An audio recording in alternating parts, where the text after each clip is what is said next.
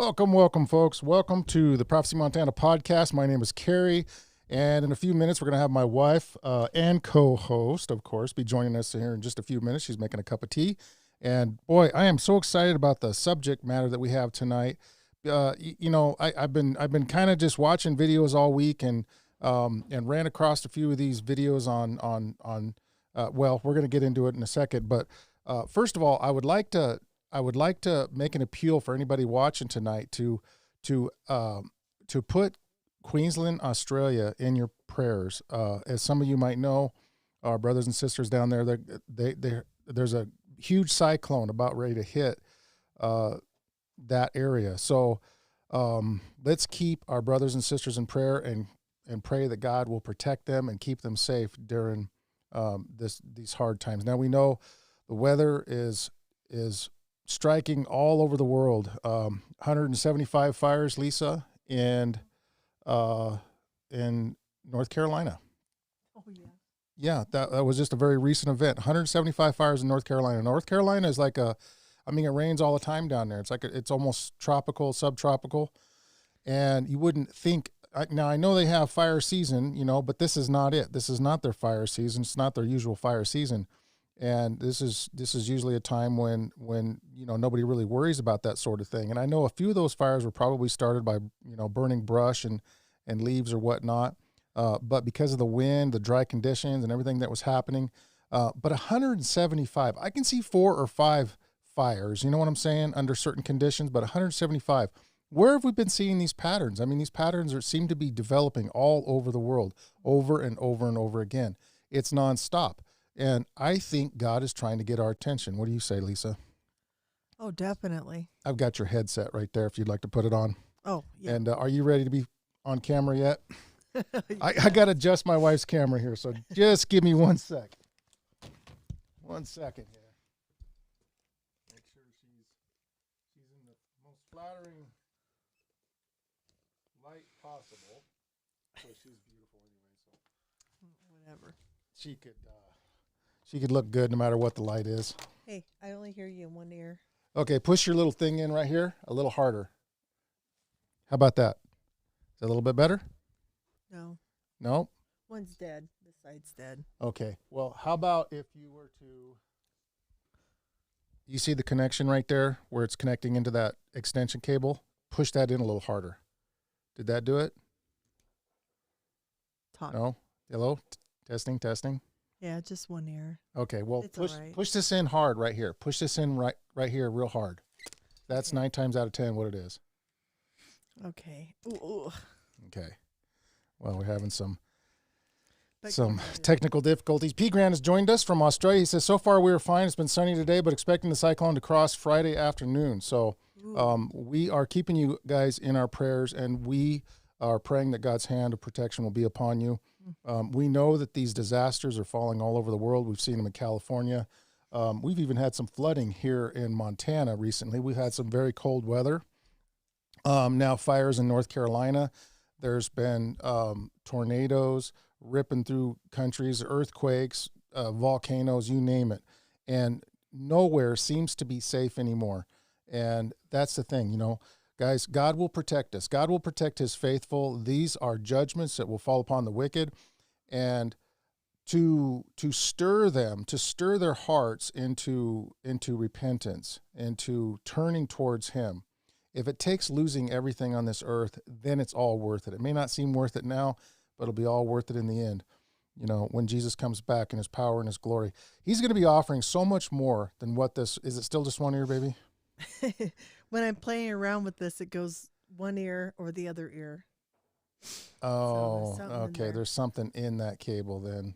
Yeah. Okay, well, it could just be a faulty cable. It's a really, like I hear it on this side now. Uh-huh. There's a lot of moisture down here. Uh-huh.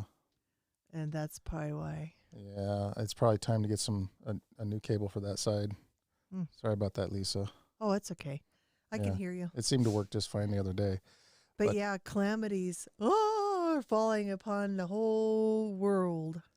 Yeah, and let's fear not, because though 1,000 fall to our left, 10,000 on the right, none shall come nigh unto thee. Only with thine eyes shall I behold the death of the wicked or the destruction of the wicked. And so, but these calamities so far are not really designed to destroy the wicked. They're designed to get everybody's attention. God's coming soon. That's what the design is behind this stuff.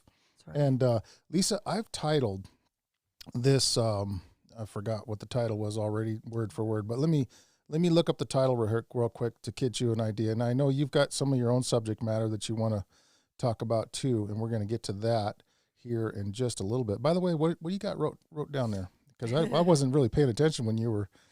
Well, I only wrote down a couple things. It was about manna, actually. So it was about the Israelites as they're crossing into the, the desert and stuff, the wasteland or the land, And it's a daily reminder of God's unfailing love and care. Every day he would put the manna on the ground. And I thought that was, that is a loving and caring. I mean, people forget. I mean, no matter how thoughtful most humans get, sometimes they get caught up. But God, his unfailing love, he always had that food for them. And I like this part where it says it's angel food. And it was a type of hymn, like I am the bread of life. I mean, it is a type of hymn. It's his love. And we need to be more careful on the day of the Sabbath. I struggle with this. I tend to all of a sudden start making something to take to church. Or I just, I got to get out and get my fire built and my hot sauna or something. I don't know. We all need to be more cautious of the Sabbath. He allowed the Israelites to get conquered because they didn't keep the Sabbath to its fullest, and also they lost faith, and they were accusing Moses of him wanting to kill him, of all things. I mean, put me in a desert just to kill us, even though that manna fell every day. All because they didn't have water. You're going to kill us, our kids, and our animals due to no water, I mean, and I think they lost their faith. Or maybe they just didn't have it at all, because the children of Israel were, God was trying to bring them out of that corrupt, surroundings that they had, which basically, and, it goes along with the title. Actually, yours dovetails nicely in with the title of tonight's show, and that's Satanism on the Rise and End Time Prophecies, okay, and how they kind of coincide. And I mentioned earlier that I was watching some videos, and I ran across some of these videos of these, oh my goodness. I posted one of them on Facebook, on my Facebook, Prophecy Montana Facebook, if you guys wanted to check that out. What is it? And I maybe post one or two more. You watched part of it. It's that girl that had escaped from the Satan worship rituals, and how they would take these little children and basically torture them. I'm not going to get into the details because they're pretty horrific. But basically how they would torture these kids, and they would abuse them in every way imaginable, and sacrifice. So there was, without getting too detailed, I mean, there was literal sacrifice that was taking place, and animals and otherwise, and in no small quantity either. And so it was very disturbing, that these things even go on, and a lot of people would even probably be in denial about it and not even accept that these things happen, but they're quite widespread. In fact, they have special, as I learned later, they actually have special counselors that counsel these people that come out of these Satanist groups, because they're so tortured in their soul. They literally torture these children until they're adults, and they put them in a state where they have multiple personalities disorders, and just tormented by demons and everything else, as you can imagine. And that helps them to be able to control the people and to be able to manipulate them and compromise them as well. There's a big need for these occults to compromise people because this is dangerous information that these people are walking around with, right? And they don't want this information to get out. So by compromising someone, if they start leaking any information, and then they will just, they'll drop the hammer on them. And in some instances, they'll even put a hit out on them and destroy them. But I don't want to focus too much on that, because I think too much focus on that kind of stuff is kind of like, it's not good for the brain. It's not good for the mind. And it's not edifying, but it's at least good to watch it once and know that it exists. Because what I'm about ready to tell you might surprise and shock a lot of you, but more people than not are actually involved in the occult. And I would say upwards of 90%. Now, that's a big statement, right? 90% of people are involved in the occult. Well, how is that even possible? And I think the number's probably even higher than that. But I would just give it a conservative estimate around 90%. And a lot of people would be shocked. They'd be going, well, what are you talking about? 90% of people are involved in a cult. Like, what in the world are you even talking about? Like, this is crazy. Like, are my neighbors involved in a cult? I mean, they seem like nice people. How about these people across the street? How about my pastor? How about the kid down, the kids that my kids play with? Are they involved in the occult too? And there's a lot there, and that would bring up a lot of questions about, what I'm actually saying. And this is what I'm saying, guys. This is the nuts and bolts of where I'm coming at from this standpoint. See, because when I was watching these videos on the occult and what these people engage in and what they do, it's not a whole lot different than what we watch on TV. Okay? And there's a verse somewhere in the Bible that talks about those who love and maketh and love a lie, or love. Well, how's that go? Oh, I should have looked that verse up. It just, if I would have thought of it before the podcast, I would have looked it up so I could share it with you guys. But those who loveth and maketh a lie. And if we watch lies, like for example on TV, then we are guilty of basically participating in that same lie. We used to love watching the show I Love Lucy. I bring that example up a lot. And Lucy was always getting in trouble, right? And she'd have to lie her way out of the problem, and or her husband would get in some kind of an altercation, and he would have to lie his way out of it. And it was all about lying and deception. And so, and the thing of it is when we watch those things and we enjoy it, that we're guilty pretty much of partaking in it. Now, let me hit something a little bit closer to home to most of you guys. How about pornography? I know I was caught up in that at one time. Most guys do get caught up in that, sooner or later in their life.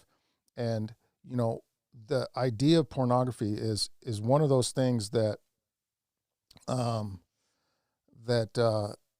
really capture and really take a big part of a man's soul away. And the problem with it is it's participating in something that is alive and well in the occult. That behavior, that promiscuous behavior, I noticed that was one of the traits, the orgy, the promiscuity, and without getting into too much details, every base debauchery known, sexual debauchery that known to man is being practiced in the occult. And for a lot of guys that struggle with that, I don't struggle with that anymore. I've gotten the victory, and I've had the victory for a long time. Praise the Lord for that. But, and it's no small matter, and a lot of women would be looking at their husbands and getting angry at them. It's not something to get angry at your husband for. It's something to really just like engage in prayer with your husband or, your boyfriend or something like that to help them overcome it, because it's something that they're trapped in and they're having a hard time,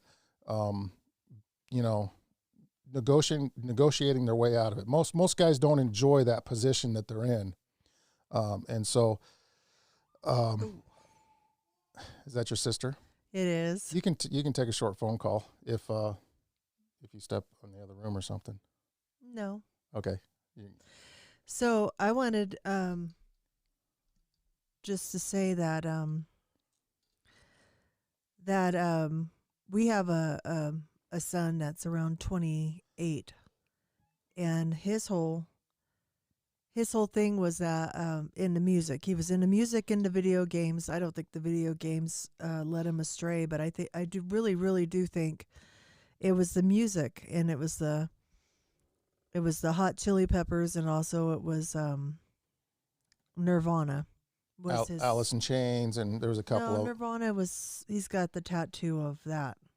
Oh, you're talking about, yeah, okay. Yeah, so our son really had heard and thought that if he would partake of um, you know uh, the devil is, then he would be able to be famous and be like them. He idolized them, and so we don't really have a younger son. I mean, he has chosen his own way, and it's really sad. This is what we deal with.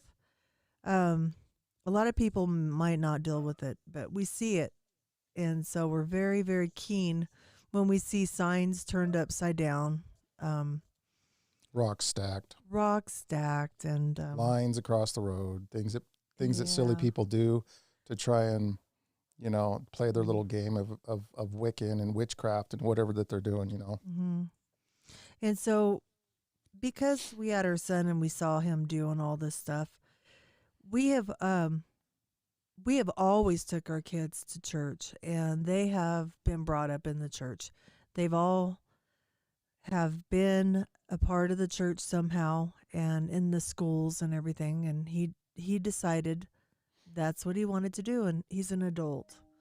His brain isn't fully developed. I don't think they're developed until he's 33. It's what it says in the Bible, but he's man enough. I mean, we've been working in some college students' house, and one of the kids is only 22, and they're driving, they're buying their food, they're cleaning their clothes, they're cleaning the house, they're going to school. There's a responsibility and awareness there, and so us seeing that and knowing that we were adults, we were over 18. I don't know. I just let him be. I don't bother him, and he doesn't bother us. But it's pretty sad. It's really breaks my heart. Yeah, I mean, well, and obviously there's, like our son, there's people that are openly, Yeah. profess to do these things. There's also, I don't think our son is involved intimately like what I just described earlier. I highly doubt it. No, he's not. Um, but he's definitely playing or LARPing, if you will, Hmm. around with the idea because it's fun and everybody's into it nowadays. But somebody had mentioned, I think it was Trish in Progress. She mentioned, I'll put that comment back up. Or no, Watchman said, Halloween is almost like any holiday Satan has used for his purpose, but there is a day that Jesus raises the dead. So, are we participating in things like Halloween? Are we participating in things like Easter? These are all very occultic. And some would even include Christmas into that. And there's been some discussion about that. And I think, I think Christmas could even be classified as an occultic, holiday, for sure, Did you see in Norway the crumpet, or the Krampus. the Krampus, and the kids were horrified, Oh, they scare the and they kids. were screaming, hanging on to their parents. I mean, does that sound fun? Well, I mean, what are you going to do? Scare them into submission? You better watch out. You better not cry. Better not pout. I'm telling you why. Santa Claus is coming to town. That's Yeah. the limit of my singing talent. So save the applause. But I mean, the song is kind of Dark, is dark, and he's always watching us. And right? you know what I'm saying? there's only one that always watches us, and that's God. You know, I don't know how much Satan is permitted to watch. I know if we're under his control, he's watching. Or one of his demons. He doesn't have the omnipotence like God does. He's very limited. He's just an angel. So he makes mistakes. He doesn't see everything. I mean, there's demons everywhere, and demons get their stories mixed up, and they don't always get the information correct. Watchman says there is an Easter religion where they would bring the children to Ishtar for sacrifice, and this stuff is still going on, man. And it's not slowed down over the years. If anything, it's gotten a whole lot worse. But it's behind the scenes right now, you know. Trish says I'm 62 years old and just started realizing that Christmas and Easter can be celebrated in a paganistic fashion, and the Krampus is very demonic. Watchman says. Oh yeah. So I was in the church, and I would go and I would take the kids, and I was having kids and 3 in a row, and wasn't really converted though, but I was going. And then when our kids, I guess my youngest, Garrett, was probably 3, Levi was 5, and Clancy was 7, and I read a book all about the holidays, and it scared me. And I was thinking, is that what Halloween is? Is that what Easter is about? Is this what this is about? Is it? And by the way, I was receiving my kids off the bus, or I would go get them, and they were bouncing off the walls. They were not listening, and I couldn't stand my kids. I mean, they wouldn't listen.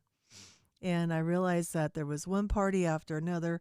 Susie had a birthday party, you know, or whatever, or there was a holiday, and it just seems like all these little sugar highs, and my kids would act out. Of course, they'd fall out of the sugar blues, or they'd have sugar blues, and it was horrible.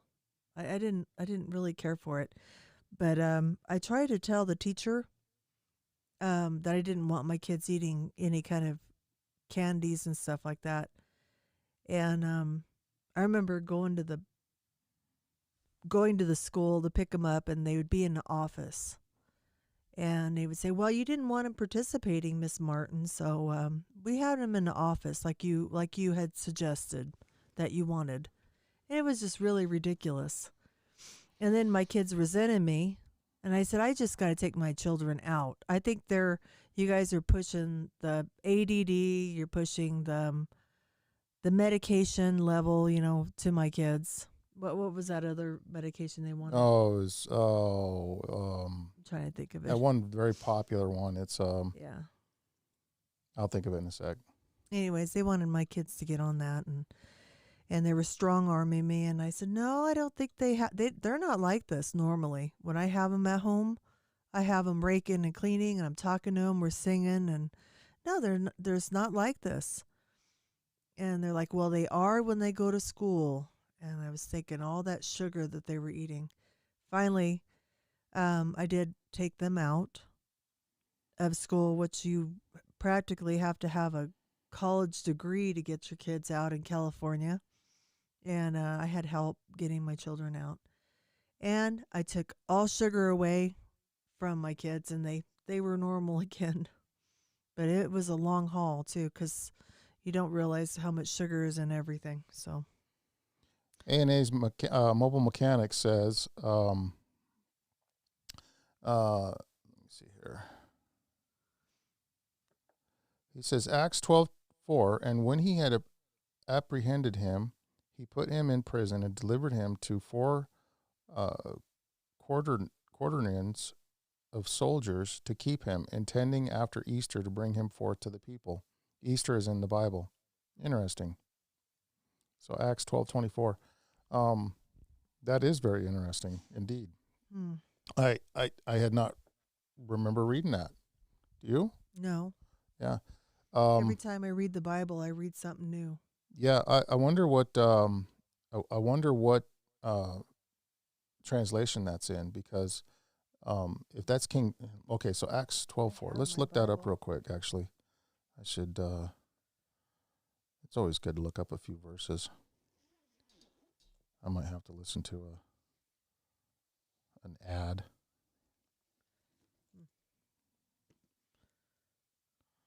Yep, there was an ad. All right, so Acts. Let's check this out. That's interesting. Acts 4. Oops. 4:12. He says it's yeah. Bart says what translation? He says it's in the KJV. So let's check this out. 4:12. Neither. Oh, hang on. Was that? No, 12:4. I got it backwards. Sorry. Oh, I was Good grief. Leave it going up to to me. start reading the wrong one. Oh, okay. It says, and when he had apprehended them, he put him in prison and delivered him to four quaternions. Just he was quoting now the King James. It's word for word of soldiers to keep him, intending after Easter to bring him forth to the people. Wow. Okay, so that's interesting. Watchman says it was considered Passover. Wow, man, I would have never guessed that would have been in the Bible. I wonder if some of the Jews kept Easter. I know the pagans certainly did.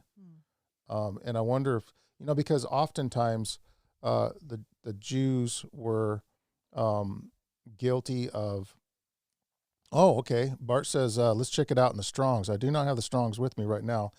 Can somebody look that up for us? It's online watching. But they're kind of famous for taking like holidays and superimposing their own, like Hanukkah, for example, over Christmas.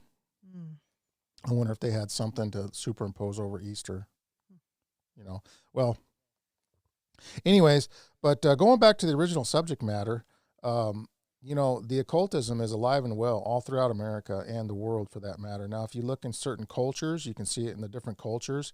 And we were talking about the Native American culture, and it's very similar. A lot of the practices that the recent practice, I'll say recent practices because,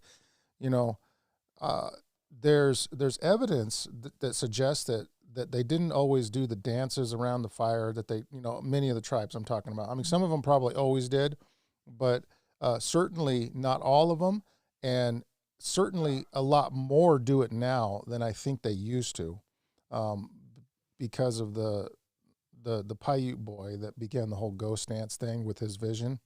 But their rituals are all very similar all throughout the world. If you look at the African cultures, heck, if you even go to the white cultures in Ireland and in Scotland and a lot of those, the Druids and what they used to do, they didn't, they would sacrifice people as well. I'm not saying that Native Americans didn't sacrifice people that I'm aware of, but if you go down further south into the Aztecs and the Incas and some of those cultures, they certainly did. Okay, and they have the depictions of the wings, and I'm sure they dressed up in the feathers and they did the dances and all these things. And there's something significant about that, and I'm not real up on all of that, but basically worldwide, and we glorify these cultures that do this stuff.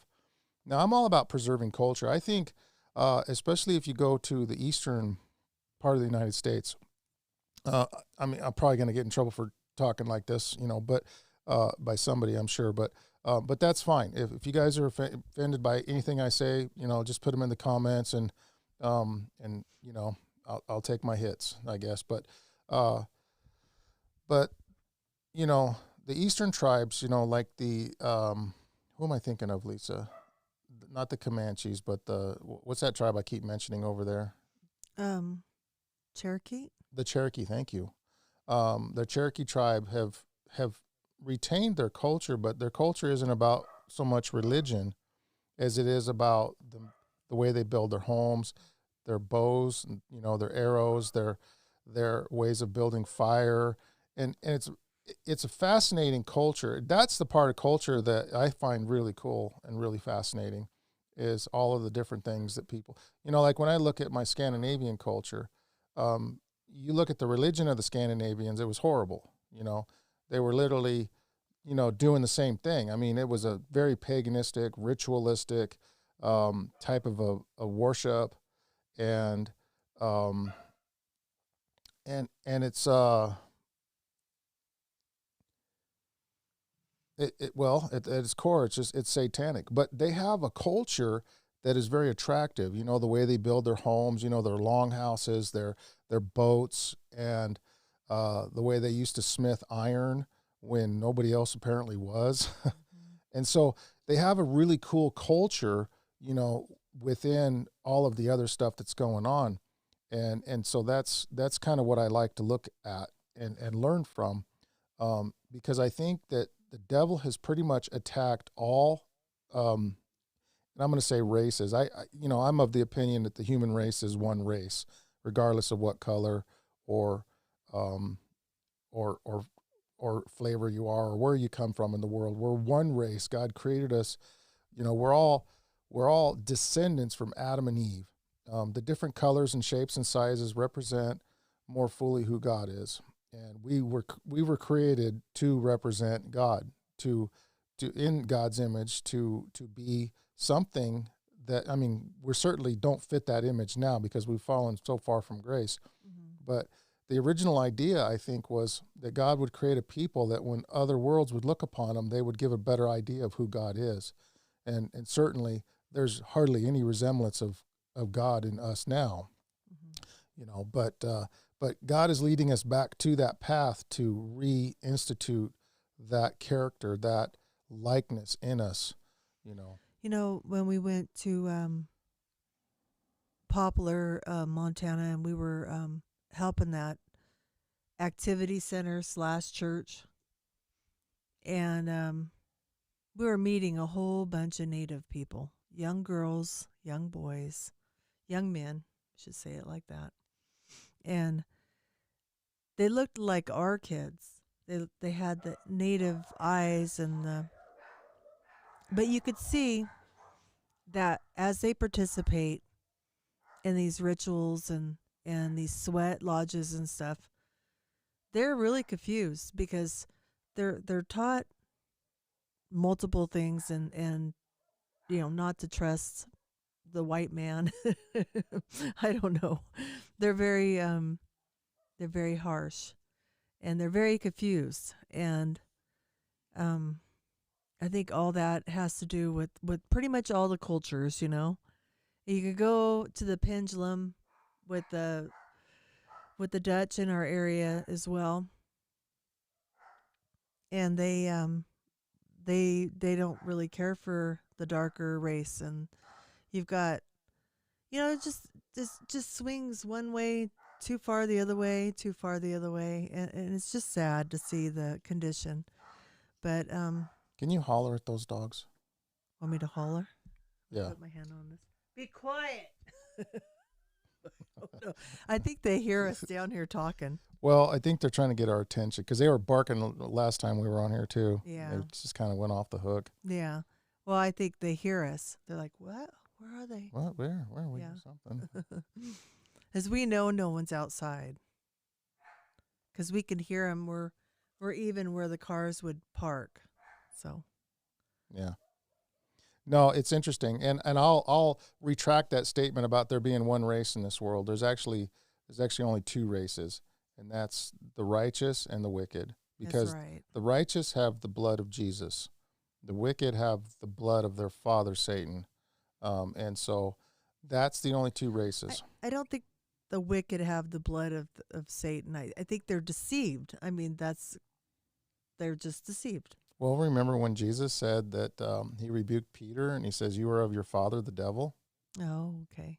So, yeah, I know it's weird to say blood. Maybe we shouldn't use that word.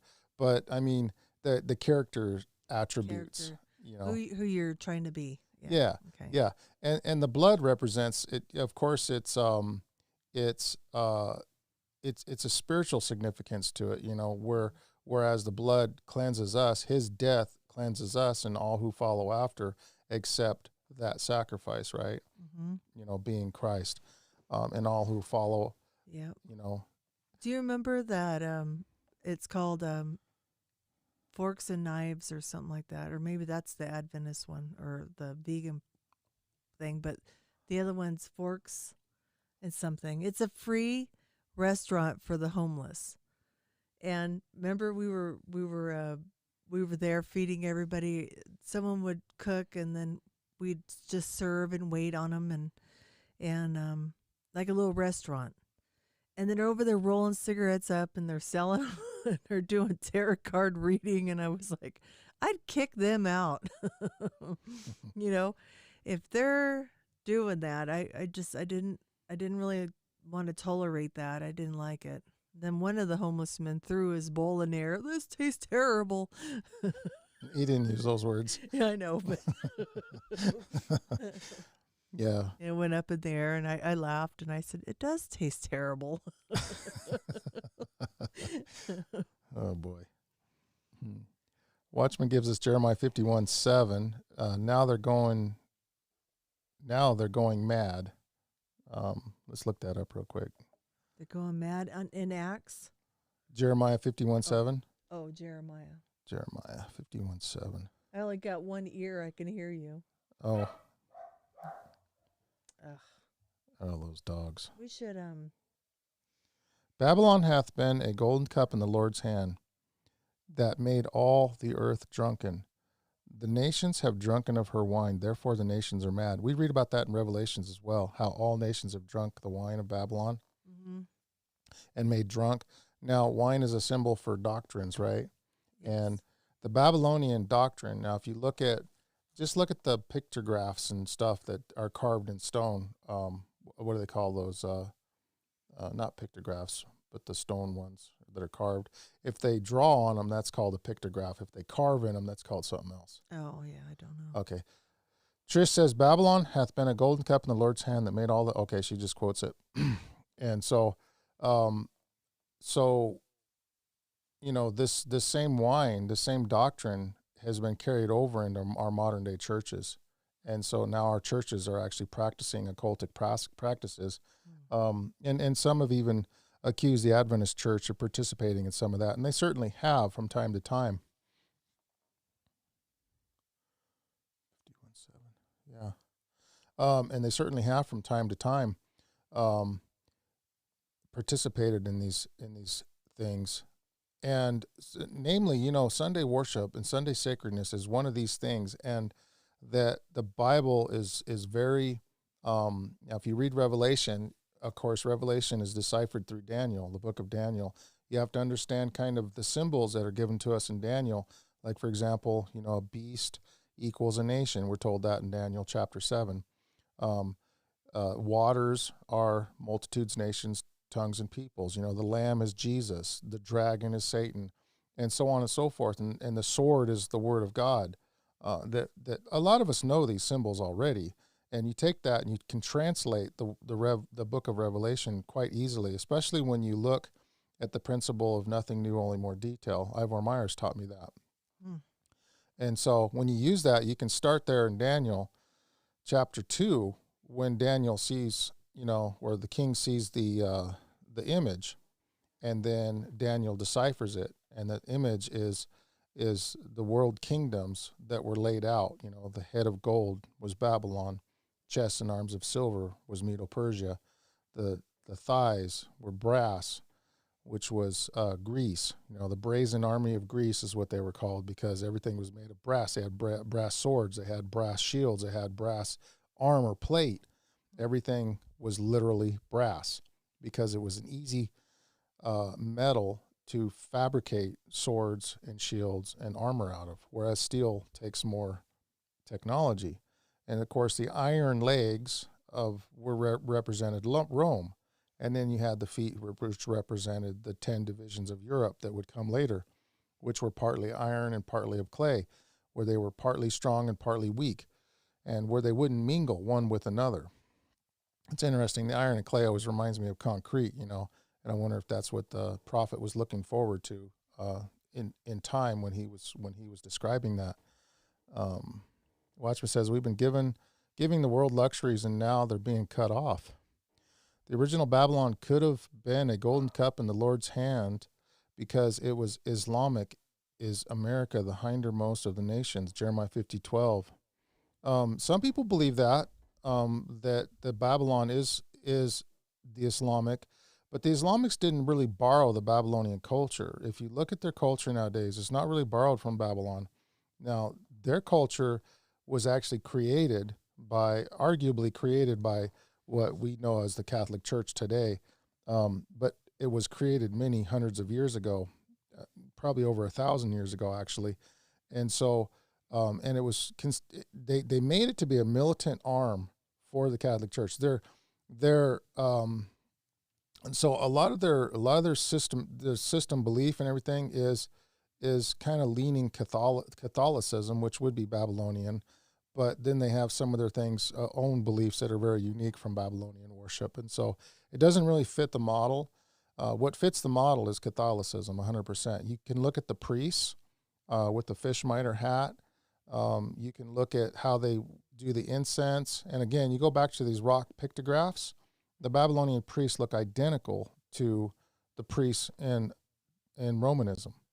And so nothing's really changed in all of their symbolism and all of their things that they do. You know, the spoked wheel in the Vatican represents, you know, all the different points on the circle, and they add up to 666. It's very, very paganistic. And let me catch up on some of these comments. Yeah, Daniel 2:43, and whereas thou sawest iron mixed with miry clay, they shall mingle themselves with the seed of men, but they shall not cleave one to another, even as iron is not mixed with clay. That's right. That's a good point, because during that time period, you know, France would try to marry one of their daughters to a king of England or something like that to try and bring those powers together and create a strong union, but it would always fall apart. And so that was fulfilled in dramatic fashion. That's the two peoples, I think. Trump's commercial with the golden... Oh, okay, that's a link. Laugh out loud. You see the bearded belly dancers in that video. Oh, we're talking about something else here.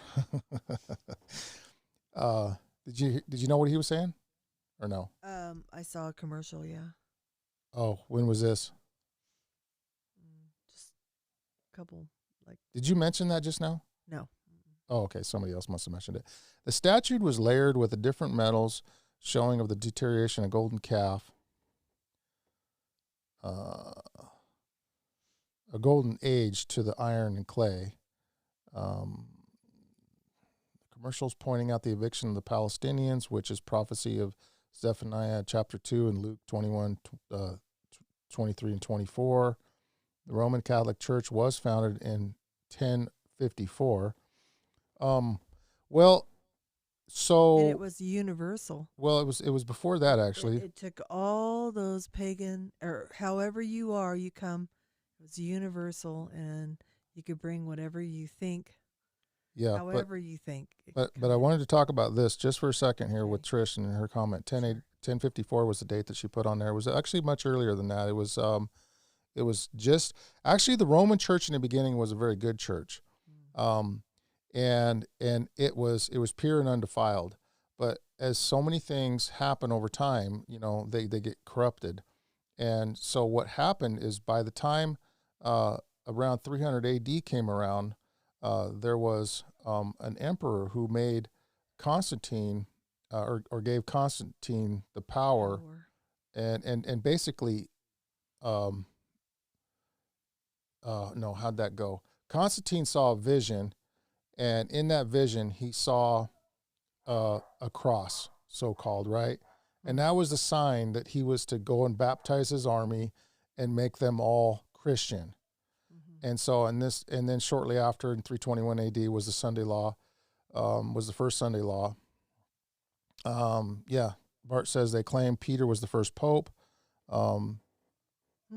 So that puts the date much earlier.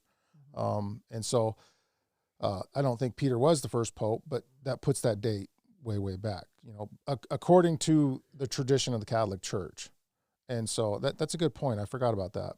But yeah, so the Catholic Church is, it was some 300 years after the death of Christ that they kind of adopted and kind of melded into the Roman Church, and everything began to change. And of course, because there were Sabbath keepers at the time, and they would all keep Sabbath. But then they began to distance themselves, because the idea was to join the pagans and the Christians to have a more stronger country. Because at the time they were divided. Christianity was illegal. They were chasing them and killing them. And then AA's Mobile Mechanic says they wanted to separate themselves from the Jews and held Sunday. Bart says exactly. That's what I think too. I was gonna say. And that came later, and they would claim that they were Judaizing by keeping the Sabbath. And so that was kind of like a dirty word, right? Well, you want to be a Jew, you're keeping the Sabbath, aren't you? Well, I guess that makes you a Jew, doesn't it? No, I don't want to be a Jew. No, not a Jew. No, they sacrificed Jesus. Yeah, exactly. So that was sort of like, calling the good kid in class a square. Mm-hmm. Nobody wants to be a square, do they? Well, they didn't want that. They didn't want that curse, because remember that could have been part of it too. Huh? We didn't want the curse. Yeah, that's another angle I hadn't thought about. So if they thought if they were made to be a Jew, then they would take the curse of the Jews. Mm-hmm. So, and of course, again, that happened later on. There was really no distinction in the Christians at the time, other than they kept the same day as the Jews. But Christianity was pretty far removed from the thinking at the time, from what I can gather. So Babylonianism has invaded itself, if you will, through the Sunday sacredness. Do you remember the Israelites, and they're going through the desert, and they get to a certain place, and all of a sudden there's this really pretty valley with these small palms all over, and something catches their eye, and it's the gleaming of glass that they've hung in the trees, and they start meeting the women in that area, in that local area that lived there, and they had charcoal in their eyes, so that was their makeup, and they had dyed their lips and stuff with pomegranate juice in their cheeks, and they were seducing the men, and what they were doing is they were working on taking, pulling apart all and putting, bad. I don't know how to explain it. What they were trying to do was they were trying to get the Israel to sin against God, and then God. Oh, so he won't conquer them, right?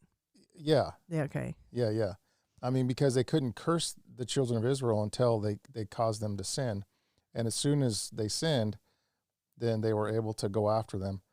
But something I wanted to point out real quick, and I want to say this. I always say this when we start talking about the Catholic Church. We're not talking about the people. We're not talking about the members of the church, because I believe I've met so many Catholics. They're good, faithful Christians through and through. We're talking about the leadership system, okay? And there's a lot of Catholics that are actually. Bart says I've heard that, Lisa. So, yeah.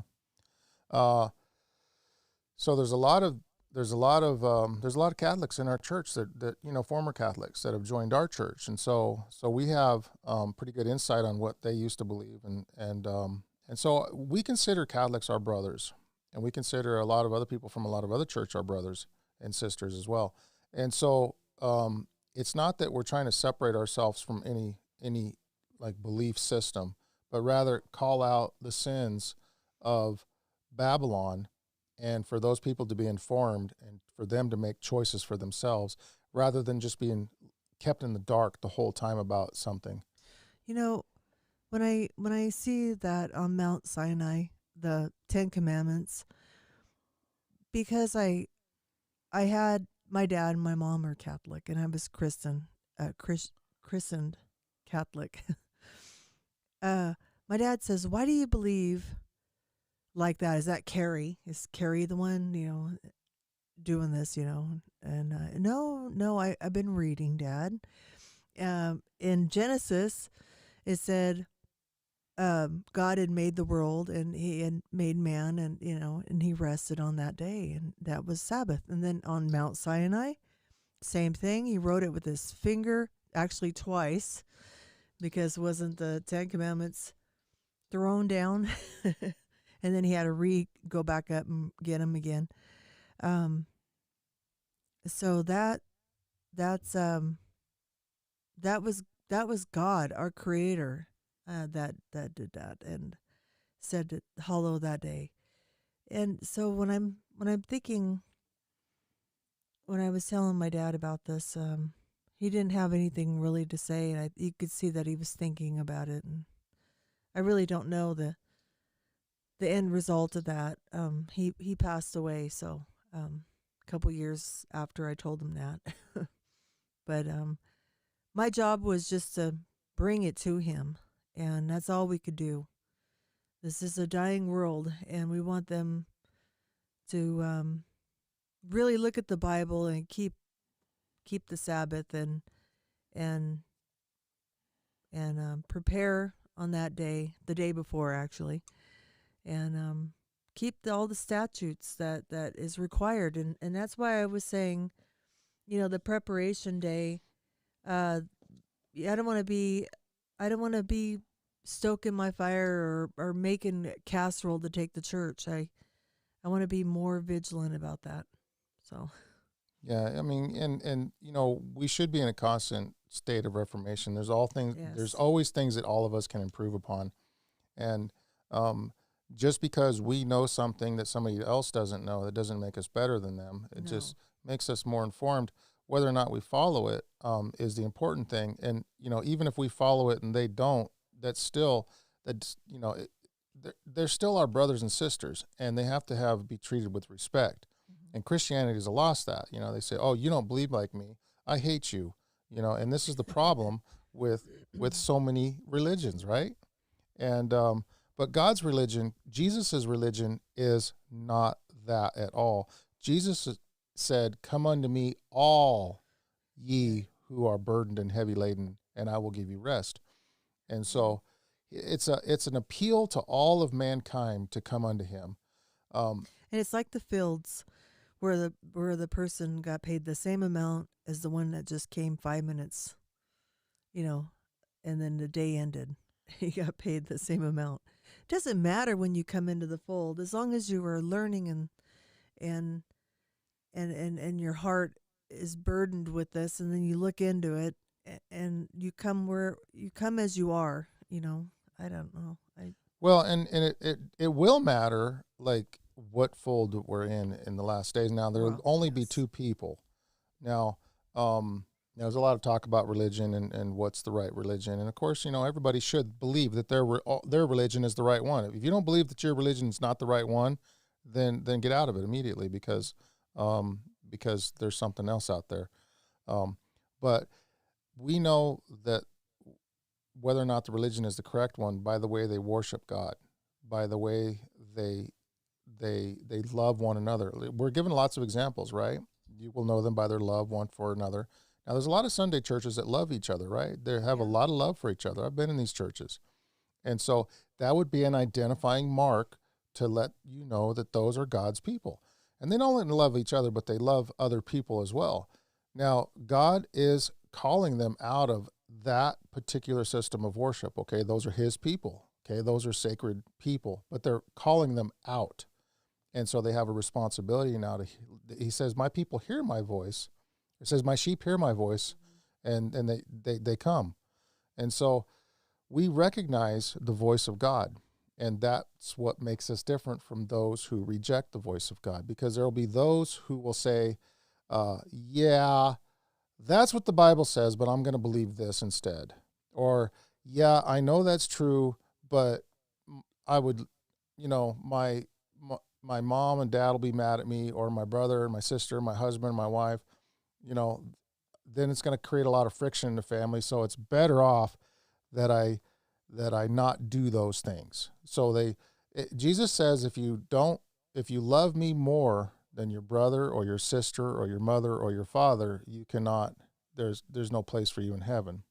And so the idea is that we have to put Jesus first above all earthly things, regardless of whether we lose our job or whatever. Go ahead. You know, I was raised without any type of religion.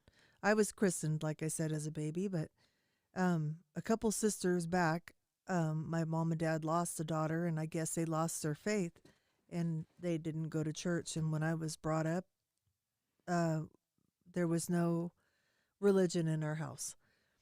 So me and Carrie, we kind of had a fight to be with each other, because my mom and my dad says, well, you're going in the Forest Service, you should consider staying in there. And anyways, everyone has opinions, and the older you are, the more opinions you have. But anyways, so we ended up at KOA in Santa Margarita, California, and we met this man named Otis, and he was a pastor. And so I didn't have any previous religion, and no one had taught me anything. And he was so kind, and he sat down with us, and he took the time to talk about Jesus. And he prayed with us. It was so uplifting, and I thought, if I'm a Christian, I want to be like him. Or it was appealing to me. And I liked that, and it stayed with me always. Yeah, his kindness. I wasn't really listening. Did you mention we were actually camping out? We were living in a campground? No, we don't need to say that. We were having hard times. And so, okay. So, we'll leave it at that. But, that's a good story, Lisa. I like that story because, people from all different, and he wasn't our religion that we are now. No. He was a different religion. And so God worked through that individual to touch us and to touch my wife in particular. She was very fond of Otis and Leslie, right? Yep. That's it. And A&A says, rest. He also hath ceased from his own works, as God did from his. Let us labor, therefore, to enter into that rest, lest any man fall after the same example of unbelief. That's in Hebrews 4. I know that one by heart. The Watchman says, the thing is a little bit of yeast goes through the whole batch of dough, and if you are under false teaching for long enough, it will sear you like a hot iron. Okay. And Trish says, I had to find the preppers at my church. Nice.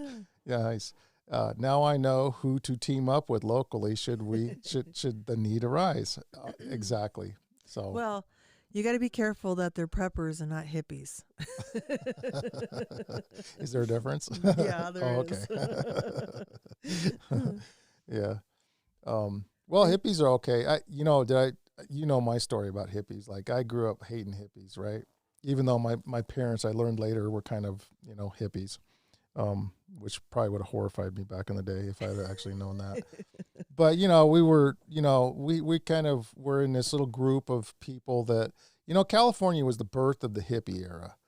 They, in San Francisco and some places, they espoused the hippie movement. That's where it all began. And so, and that was during the 60s, and then it kind of morphed, and, we were born in the 70s, or I was born in 1970. So now you know how old I am. And so, but then there was also an equal, for as many people as supported the hippies, there was even more that hated them. And we were around that group a lot that hated the hippies. The hippies were responsible for everything bad that ever happened in the world. And so I grew up hating hippies, and I didn't know why I hated them. I just did. And I remember when I was hitchhiking back from Colorado, I was in a bad spot. I was in Utah. I couldn't get a ride, and I was literally going to freeze to death out there in Colorado. And lo and behold, and I was begging. I would put my hands like this as people drive by, and I would just go like that, like, please just pick me up. And I must have looked like a total creep out there, right? Looking back on things, there's no way I would have picked me up if I was driving. So I don't blame any of those people for driving by.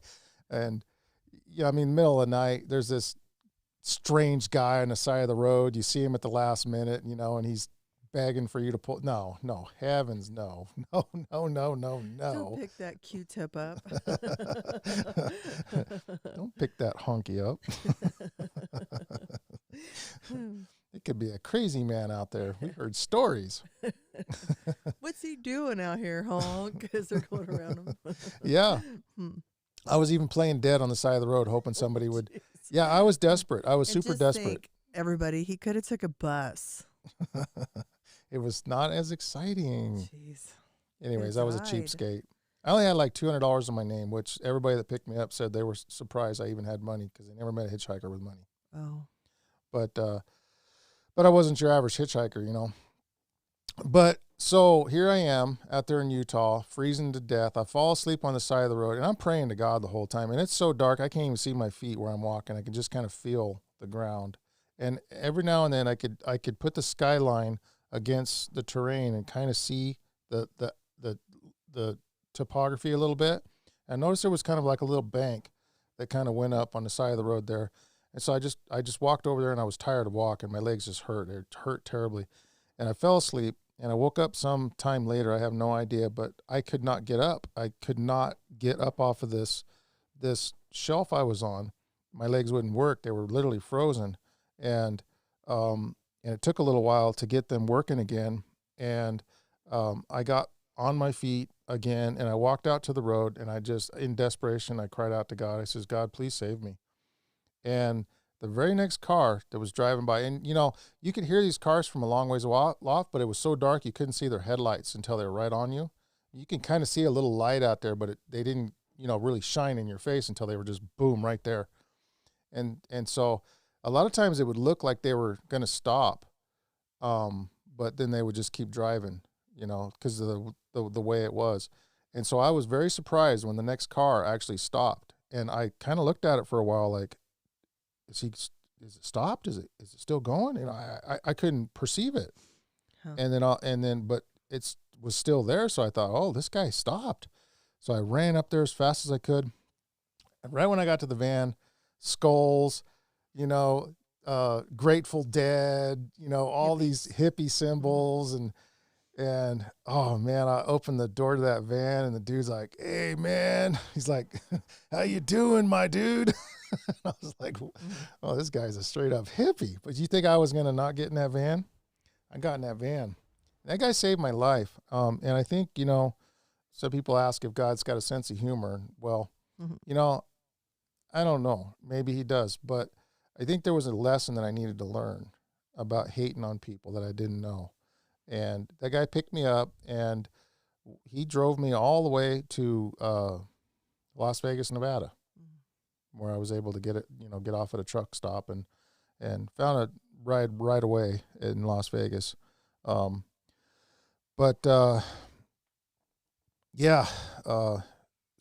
I learned my lesson.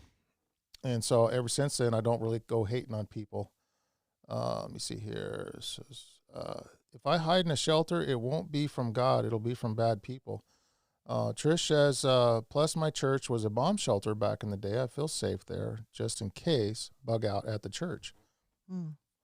Ellen White saw a vision that is very notable, if you guys haven't read it yet, about looking out the window. She saw some people who she recognized from the church.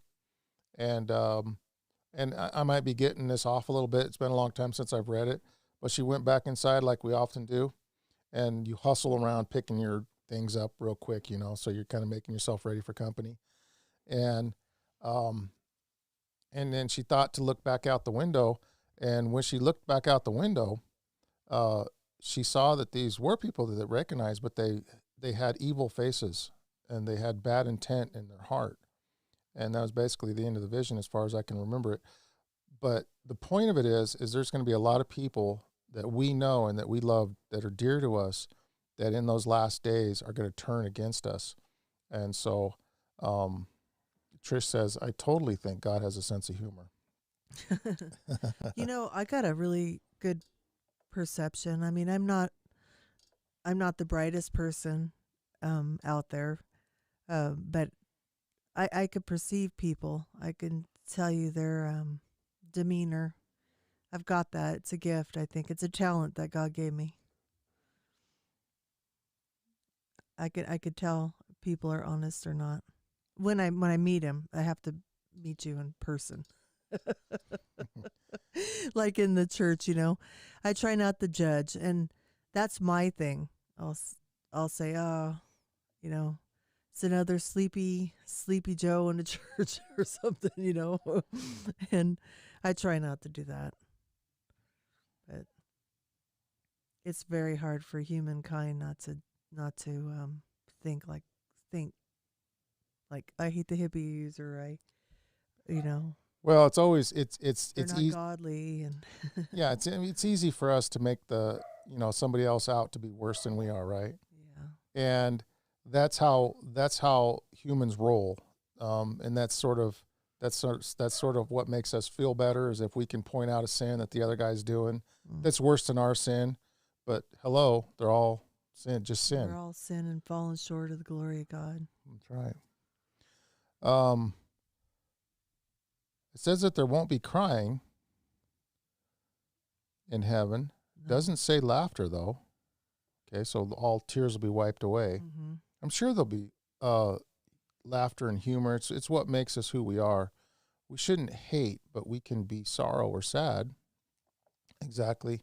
Now Jesus, they depict Jesus a lot of times in laughter, and I think that's not a correct way to depict Jesus, because the Bible predicted him to be a man of sorrows.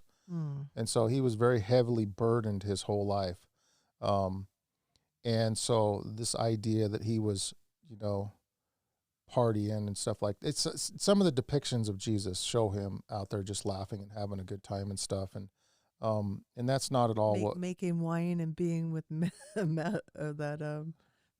Magdalene. What was her name again? Mary what? Magdalene. Magdalene. Okay. Yeah. Mary of Magdala. Christian Love says, point out, she goes, pull out the beam in the other person's eye, or point out the beam in the other person's eye rather than, Exactly. Yeah. Yeah. Yeah. I mean, you're pointing out a speck in their eye and you have a beam in your own. Exactly. So, and that's a principle that many of us don't, it's easy for us to say, but we really have to live by it. We have to understand that everybody in church, and we've said this many times, is on a different level than we are when we go to church. And some people are struggling with a lot of heavy stuff. They might have had a bad week. They might have had a bad morning. We're talking to Rod Nazari. Oh, Nazario. Rod Nazari. He's in the Livingston Church. So you guys can watch him. He does a Sabbath school. He teaches a Sabbath school every fourth Sabbath. But he was telling us, and it's just something common that we all struggle with. But how about when you guys have like a bad morning on Sabbath or Sunday morning, and you're just like, yelling at the kids to get ready, or yelling at your wife, yelling at your husband, and then you go to church and you're supposed to put a smile on your face and pretend like nothing just happened, and we don't recognize that other people might be having those same troubles, and so we have to give a lot of people, leeway and stuff, and be that kind person. Angels in heaven rejoice. Oh, that's good. That's right, huh? They do rejoice. Rejoice for what? Oh, they rejoice when a sinner gives his life to Christ. Yes. Yeah. Watchman says you have to take the plank out of your own eye before you can take the speck out of your brother's. That's right. Yeah. Don't be a hypocrite. We can judge idle Christians, 2 Thessalonians 3, and we know them by their fruits. Now, judging is a complicated subject. It's simple, but it's complicated too. We have to be careful when we judge people, because we don't want to be judging. Well, there is a judgment that's a proper judgment. Sir? Yes. Now, there's a sin unto death, right? Like, for example, if we see a brother who is caught up in something that is going to hurt his Christianity, we need to somehow intervene. We need to make some kind of intervention, and not necessarily to point at them and say, oh, you sinner, you're going to hell, but more like a brother would do, to a fallen comrade. And let me see here. If there's an idle Christians, we are to ignore them. Over time, they will understand from what I've seen and start listening. Usually an adult Christian as is in pride. If there's idle Christians, we are to ignore them. Over time, they will understand from what I've seen and start listening. Usually an adult Christian is in pride. idol, not adult. Sorry, typo. Okay, so I'll have to reread that. Usually an idol Christian is in pride. Oh, okay, that makes a whole different meaning there. Christian Love says we are called to be fruit inspectors. Yeah.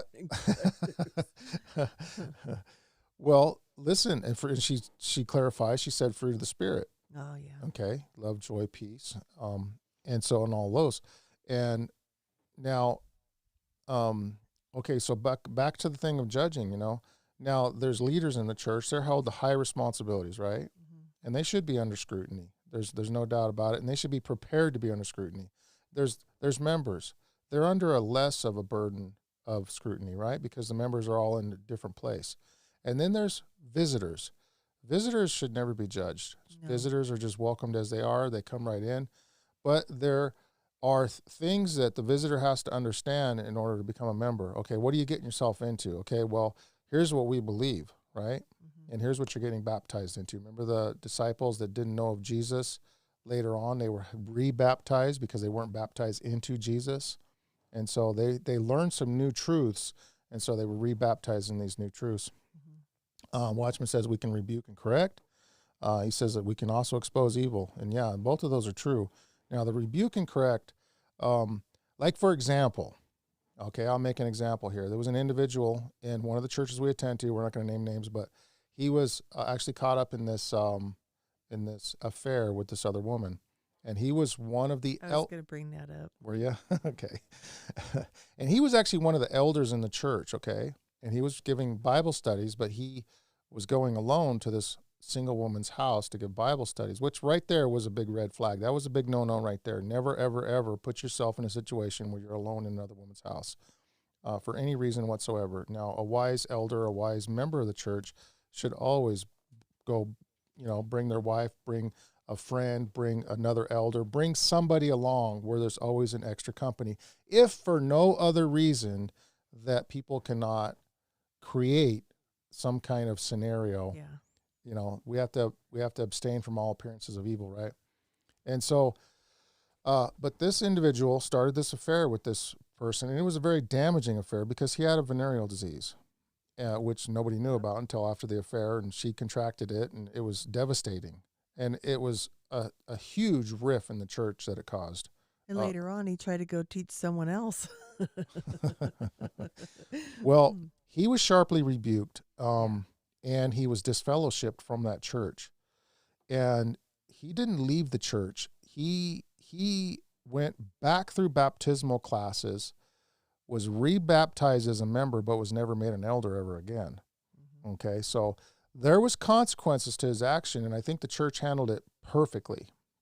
Now, there's private disputes amongst people where they sometimes have to take it before an elder or a pastor to be judged. It says, do you not know that you be judging angels?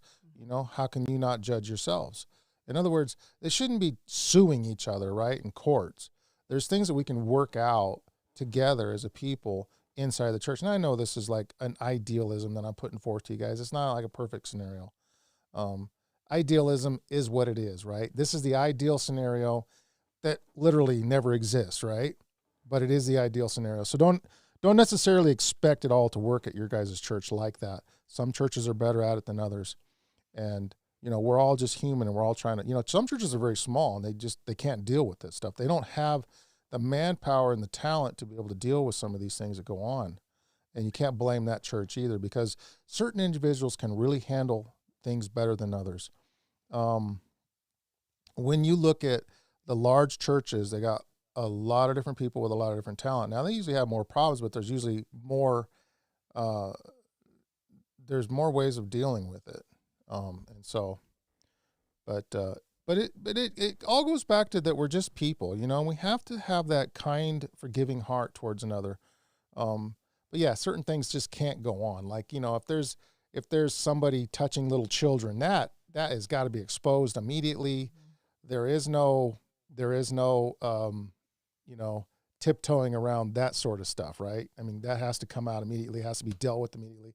and even the authorities would have to get involved. We're not going to solve that criminal problem inside of a church. And some people have tried to do that. They've tried to take criminal issues and solve them inside of if it's a criminal issue, well, there's authorities that actually deal with that.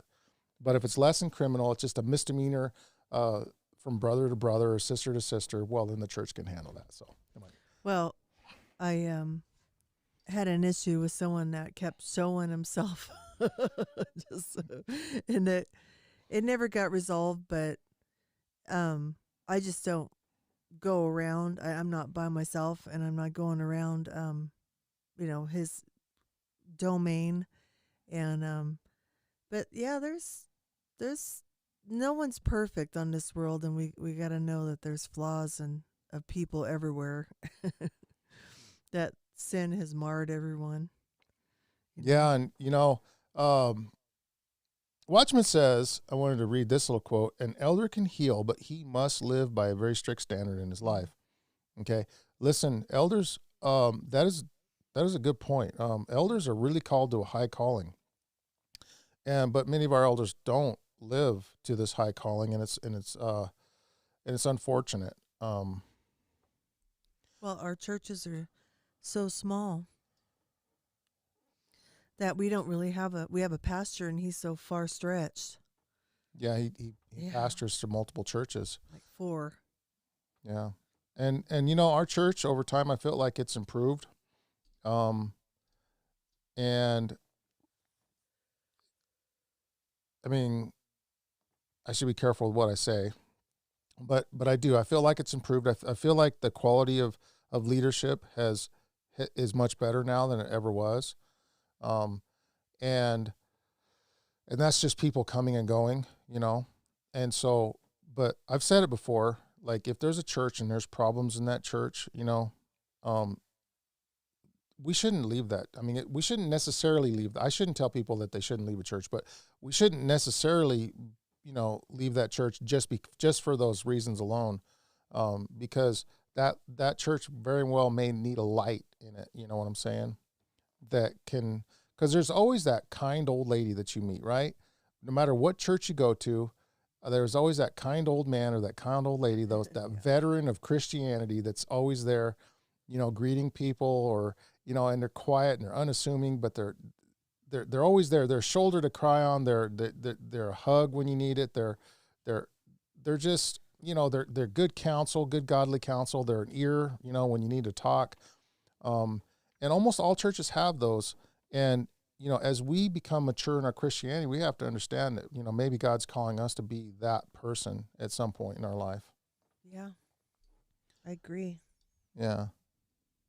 So that's why I have an issue with our metropolitan. He did something questionable. People are debating. Yeah. Well, I mean, look, that's a serious problem. I mean, it's been happening in churches all over. And the problem with that is, some of these things are criminal and they need to be handled in a criminal court. And God has even told us through the writings of Paul that these authorities are sanctioned by God, And again, this goes back to, look, the police aren't perfect. We know that. We've had a lot of issues over the years with police and the corruption and stuff like that. You see it everywhere in cities, and people are quite upset about it. But they are the authority that have the jurisdiction, and so we have to submit to those authorities, we're told by Paul, at least until they conflict with God's law. And then we're to reject those. Watchman says, "He who is greater is a servant. Why would anybody want to sit on a high position anyways? He should just address what was done, take whatever responsibility, and move forward." I have met some elders that have really fulfilled their position dramatically. I mean, as good as anybody could ever be an elder. And it was exactly that. They became servants of the people. Mm-hmm. And they literally were there for anybody who needed anything. If somebody needed a shed built, if somebody, needed help moving, if somebody needed, it didn't matter what it was, that person was always there. They were eager to give Bible studies. They were eager to just help in any way they could. And that is literally the job. I don't want to say names or anything. So there's these two elderly people, gray hair, had throat cancer, a whole 9 yards. You think old, retired. Um, then all of a sudden, and they were being oppressed by their children because they Oh, the children had thought that they were gonna die any minute, or that they had to take control of their assets and their parents and tell their parents what to do at this time. Well, they ended up escaping from their kids, which I don't know what's going on there. I don't really want to get into any of that. But they're being a missionary again. They're there, they're loved, they're working. He wants to work to the minute he dies. And I mean, that's commendable right there. yeah. Well, and that's a lesson in and of itself because, they gave their kids too much power. Yeah, the power of attorney. Power of attorney. And what happened was the kids abused it because they had wealth that were built up, but these individuals were very giving, and they were fully prepared to sell their home and give it to the work of God. And the children said, "Oh no, you don't." Yeah. And so they intervened in a really bad way, and it caused a lot of grief for a long time until. And I don't know how it all happened. I think some of our elders and our pastor had something to do with it. They kind of quietly stepped in and brought it to the light of the authorities, and they dealt with it. And it was elder abuse. It was straight up elder abuse. Sure was. Um, And she was really heavy. She lost 68 pounds in 1 year.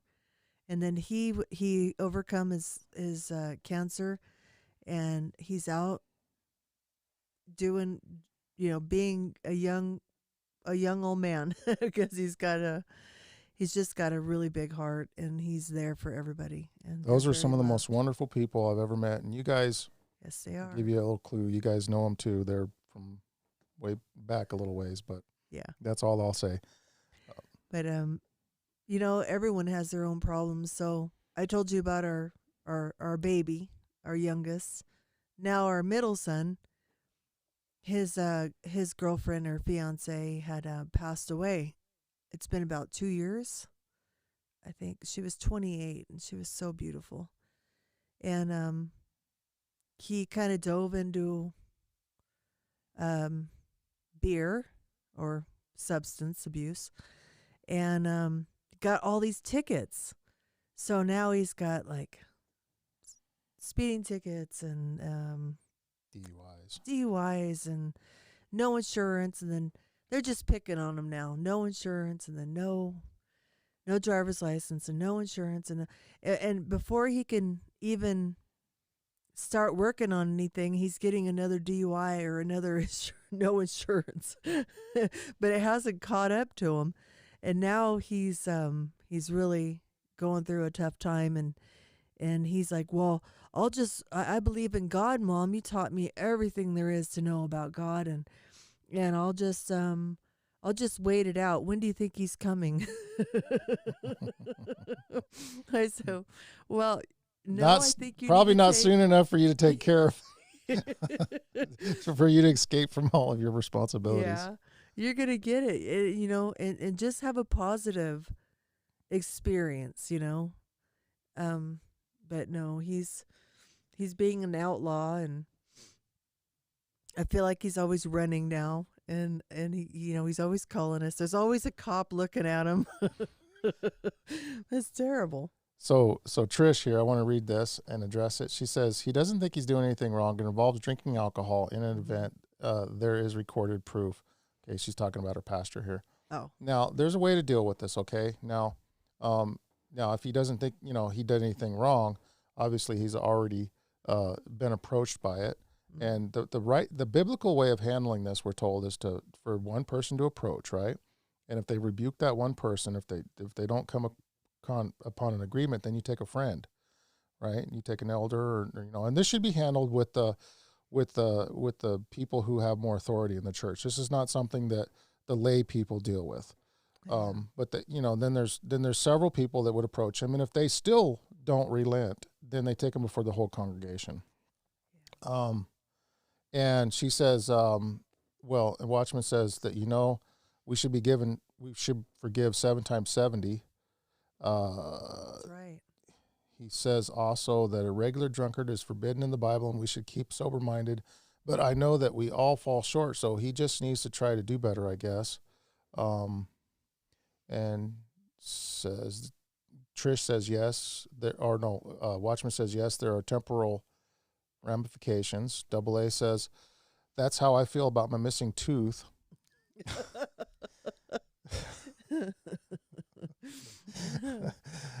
Beer's a brawler, wine's a mocker, and strong drink is raging. Yeah. I don't know if he missed his tooth or his tooth is missing from that. Get smocked. I mean, some of us have gone through those situations, but no, that's how I feel about my missing tooth. A lady at church said she would pay for me to get it replaced, but I figure Jesus will be here soon. Oh, yeah, he's just talking about, someone had offered it, offered to fix it for him. It wasn't from a brawl. Oh, my mind's jumping to conclusions. Yeah. We're kind of ghetto, so. Well, so my son is just, he's trying to say, oh, I lost my fiance, and that's why I'm doing what I'm doing. But there's really no excuse, So. Yeah. Well, I'll tell you what. If someone has offered to fix your tooth, take them up on it. Really? Yeah. And I'll tell you why. Because it would be a blessing for him and her, and them, whoever's offering it. That's true. It would be a blessing for both of them. And yeah, time is short, but God doesn't want us to suffer, and he gives us solutions. It's like that story, remember? The guy was out at sea, and he was stranded, and he cried out to God to save him, and here comes a helicopter. And then he waves off the helicopter because he said, no, God's going to save me. And then God sent a ship, and he waved the ship off, says, no, God's going to save me. And then in heaven, the man's like, God, why didn't you save me? And God says, he says, I sent a helicopter and a boat. What else was I supposed to do? Yeah. So I've never heard that except for the 2 times you said it to me. Well, then you've heard it twice. It's weird. It's not weird. All right. So, Trish says he's in charge of multiple churches. Trish, Watchman says he's sitting on too high of a bench for me. I wouldn't even have anything to do with him other than maybe warn him of the coming prophecy and move along. I can almost give you a guarantee the Metropolitan would mock and scoff me. Yeah. Prayer is the final answer. When all else fails and there's no more human intervention left, that's what we're left with is prayer. And that's a lot, actually. I mean, it's not like, oh, well, we got to pray. I guess we have nothing. No. When we're reduced to prayer is a lot, and it's a very powerful tool. And so we can use that to great effect to help our brothers and our sisters out of trouble. And, these are fallen comrades. Now, if he doesn't see anything wrong with it, that's what the prayer should be, right? It should be that he's revealed why it's wrong and maybe show him some scripture, like you had quoted just a little while ago, wine is a mocker, strong drink is raging. Whosoever partaketh thereof is unwise. And there's multiple scriptures in there too. And there's some scriptures that seemingly support alcohol, but if you look at those a little closer, it says, give strong drink unto him that perish. And so that's really the only time that we're to offer strong drink, or for those with a heavy heart. So it seems to be like in the past that alcohol was used as medicine. God does not like suffering at all. And if alcohol is the only thing that they had back then to relieve suffering, then give it, okay? Give that alcohol to somebody that can relieve their suffering. Now we have things called morphine, and we have sodium pentothal. We have a lot of great drugs out there that can take the place of alcohol much more effectively without the, sin consequences. And so God doesn't like suffering, and he's given us means to reduce it. So and that's my feelings on it. But any other use of those drugs becomes a disaster, doesn't it? Mm-hmm. If, the street version of morphine heroin has become a terrible scourge on our streets. All drugs, really. But those drugs under the medical field have a whole different meaning. It's like sex in a marriage, you know. Inside the context of a marriage, it's holy, it's undefiled. Outside of a marriage, it's entirely different now. It's filthy, it's dirty. And so, same thing. Everything's got to live inside of its own context, you know. Remember that woman in Santa Margarita? She was 96 years old. She had all those red poppies, and they came and they pulled them out. I'm talking about the Drug Task Center, whatever, task force. The DEA. The DEA. That poor old lady. I mean, they were beautiful opium poppies, but who in the world is farming opium poppies in California for? No, I mean, they're beautiful poppies. But yeah, they took them away from her. Trish says, by the way, I'm in recovery. If you need someone to talk to your son, let me know. That'd be nice. He would be more than happy to probably talk to you when he's during his incarceration. I don't know. He's got a girlfriend that doesn't like him drinking, but I think he sneaks. And they get him over here because there's really nowhere to go, but the river access, and then the police are always patrolling it, and then they get him. Yeah. Well, you know, God is speaking to our son. Mm-hmm. He's talking to him. And, you know, I mean, look, it's a product of, you know, some people make mistakes and they don't learn by them. My son is reaching out to God right now, and he's open to it. You know, like Lisa mentioned earlier, we raised our kids in the church, and then they know better. They literally know better. So when they're in trouble, they know who to go to, and they cry out to the Lord.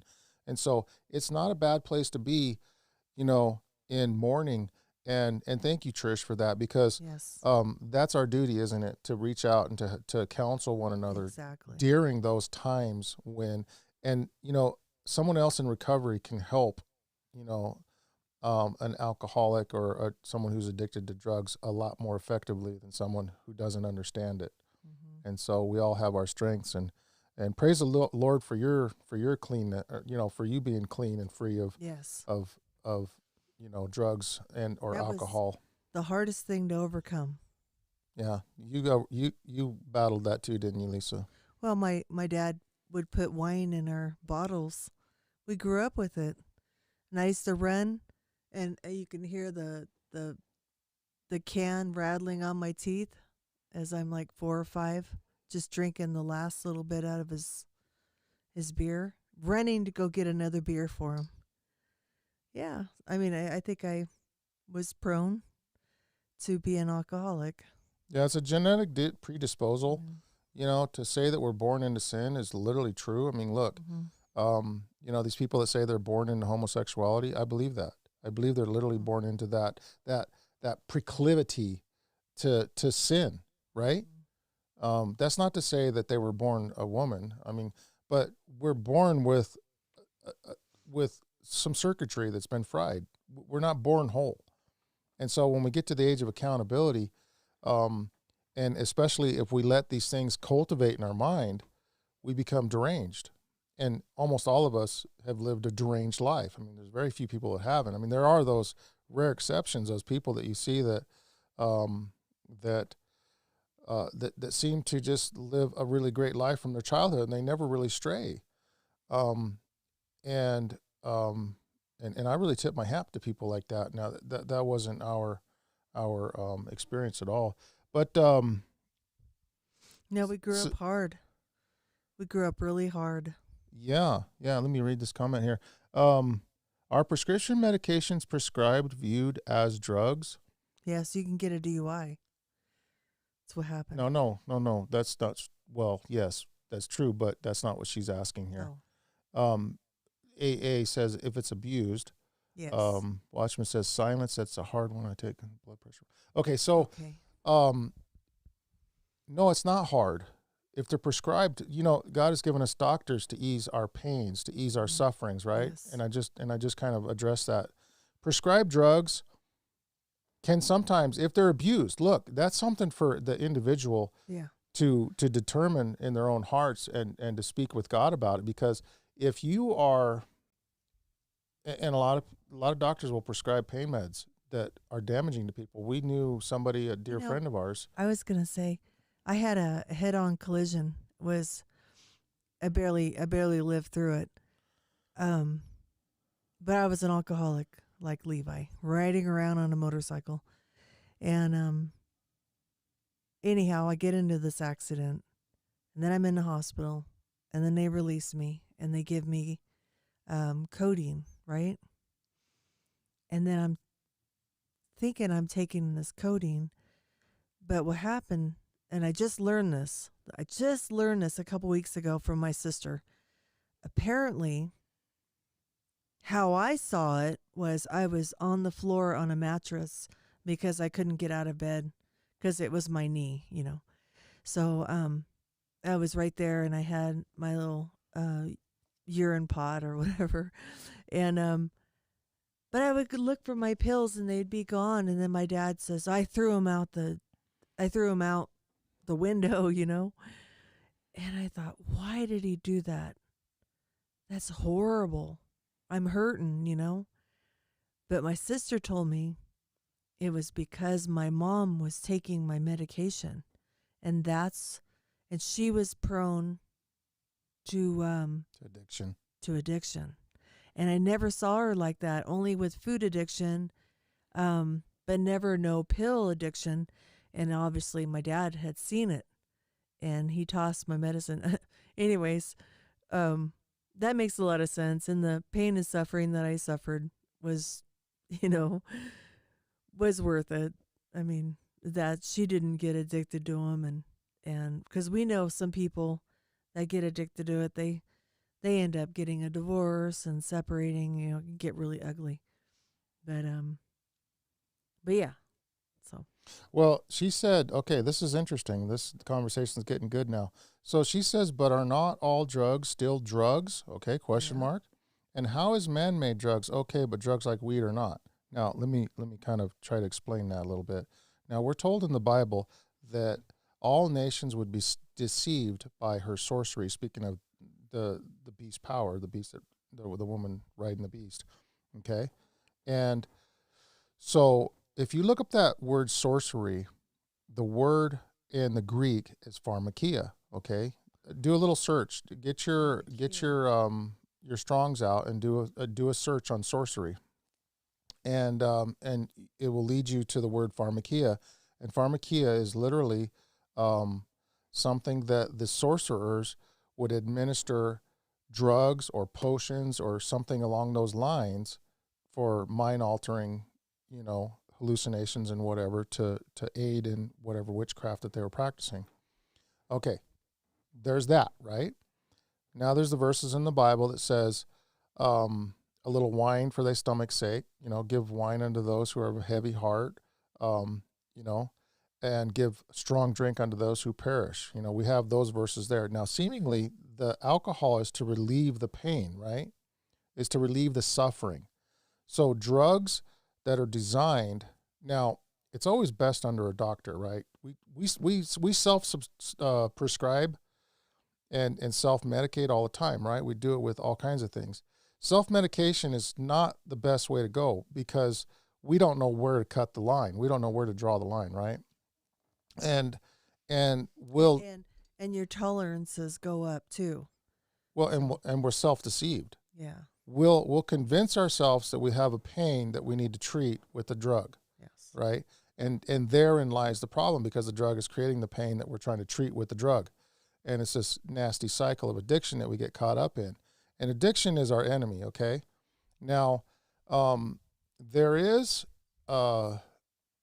something that about relieving pain that God is very much about. On the battlefield, when the soldier is in great pain, give him that shot of morphine.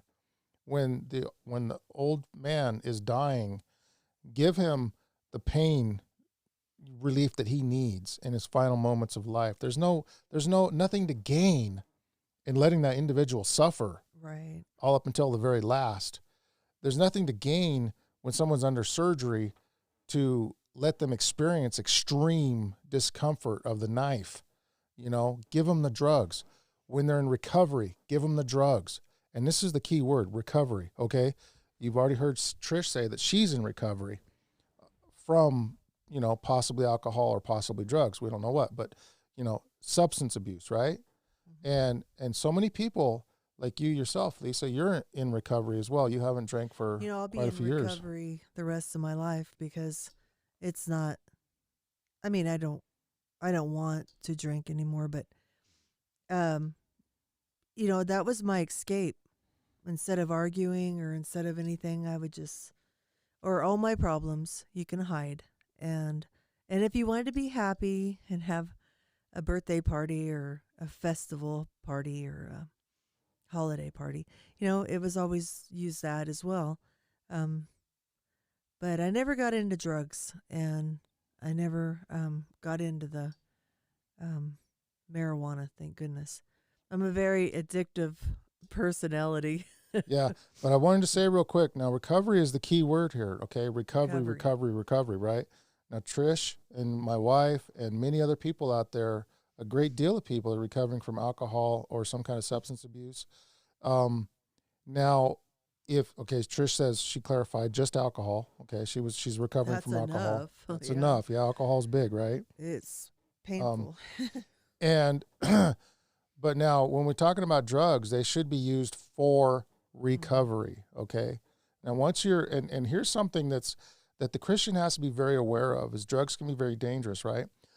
Like I mentioned before, sex in its context is good, right? Sex outside of that context is bad, right? We have everything in balance, right? Under a marriage contract, sex is holy and undefiled, or inside the contract. Outside the contract, it's a sin, right? So and we deal with drugs the same way. Inside the contract of relieving suffering and pain, then it's good. And I know there's mental disabilities too people suffer from, and there's drugs that treat that as well. Now a Christian needs to be wise, and they need to consider, look, there's always a better way. I mean, if I get my leg chopped off, I want some drugs. Yeah. I want some drugs right now, right?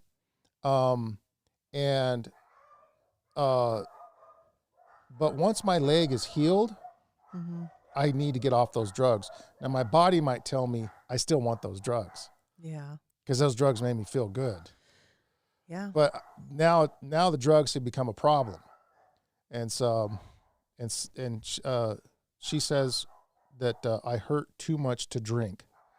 Okay, so, well, look, you're probably one of those cases that needs to be prescribed something, okay? And I'm not a doctor, and this is not medical advice, but I would say that God is a God of pain relief. He doesn't like people suffering. Satan brings pain. Drug abuse can bring pain. Alcohol abuse can bring pain. That's sin. Anytime pain involves or hurt or damaging something or damaging ourselves, that's sin. If those drugs are helping, that's the opposite. Okay, so that's the difference. And if they're relieving pain, then that's what, So, and thank you. She says I subbed. She subscribed to our channel, so thank you very much. But no, I hope that helps. I mean, we have a little bit of experience, with what, with our sons, with my wife, and my father was an alcoholic. My uncle was a terrible alcoholic and a drug abuser. Well, so was my father. I mean, my uncle actually died of methamphetamine and Vicodin, not Vicodin, but it was Valium. Valium. Yeah, volume. Methamphetamines, alcohol, and possibly even heroin. But there was a lot of things that he did that we didn't really know about. Many family members, a lot of tears, a lot of sorrow, a lot of pain and anguish that have been suffered through the years. Me and my sister, we haven't really talked for almost 30 years. It's been a long time. And when we did, we didn't care for one another. And I think it was because we had to grow up so fast.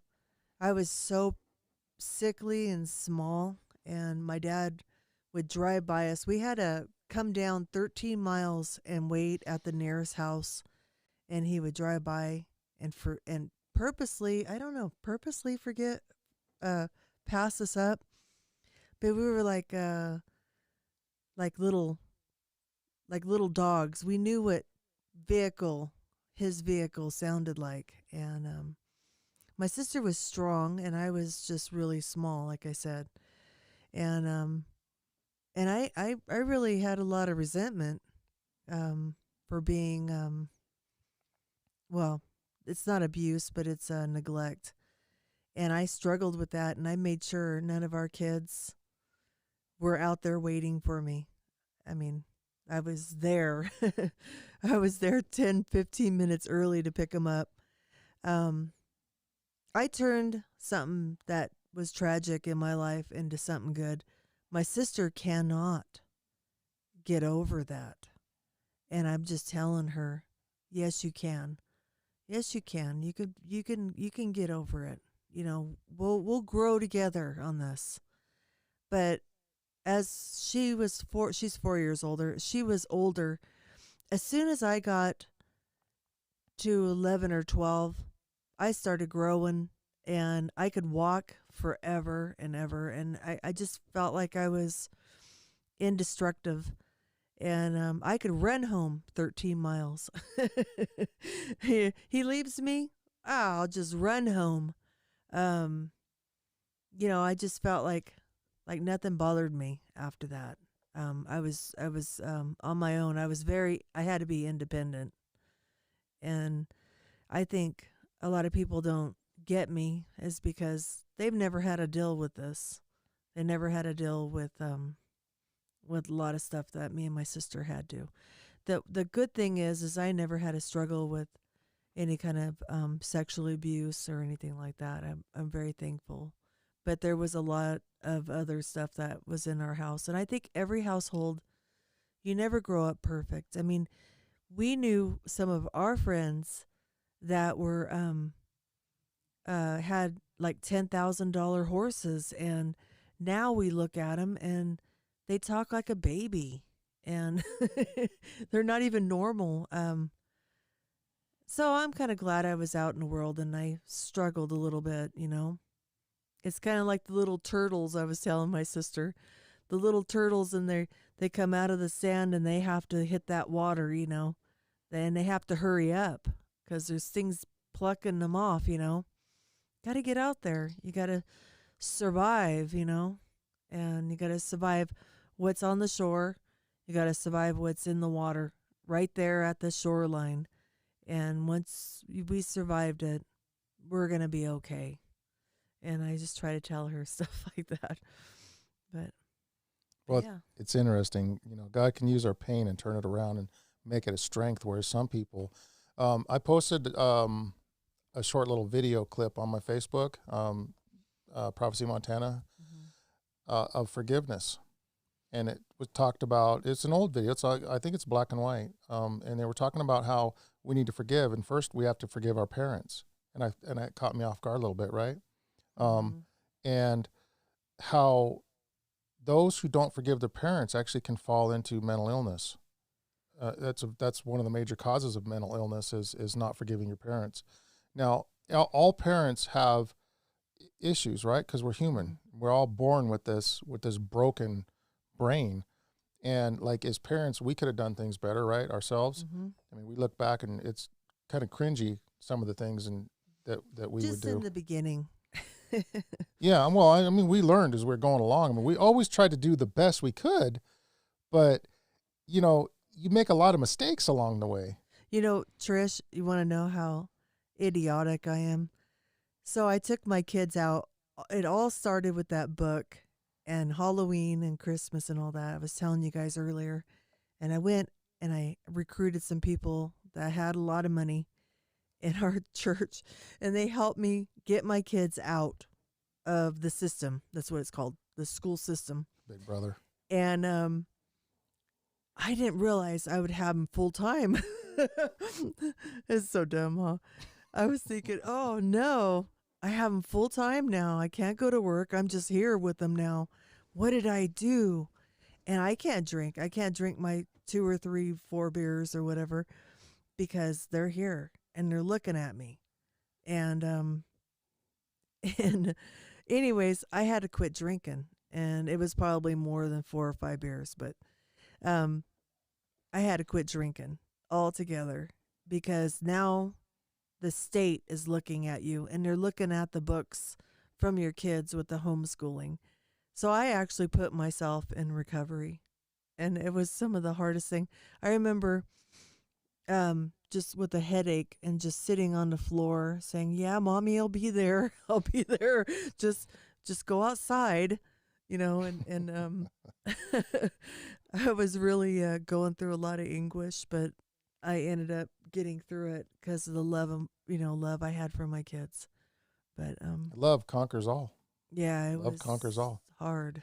And you did have an incredible love for these kids, and that's one of the things that just made me fall so much in love with you, because you were so nurturing and so good to those children. And I never spanked Garrett. Maybe I should have, and he wouldn't have gone astray. you know, God is a perfect parent, and Lucifer got astray. So, I mean, there's just this. Well, it's called freedom of choice. It's called God gives us freedom of choice. He allows us to be able to make our own minds up, and He doesn't control us. And so, rebellion is a real problem in this world, as we know, and that's how Lucifer fell from heaven, was with rebellion. Yeah. And because of rebellion of mankind and the whole human race, there are all these problems that we deal with. The problems that you grew up with, the problems that I grew up with, the problems that our kids say they grew up with, is a fault of ours.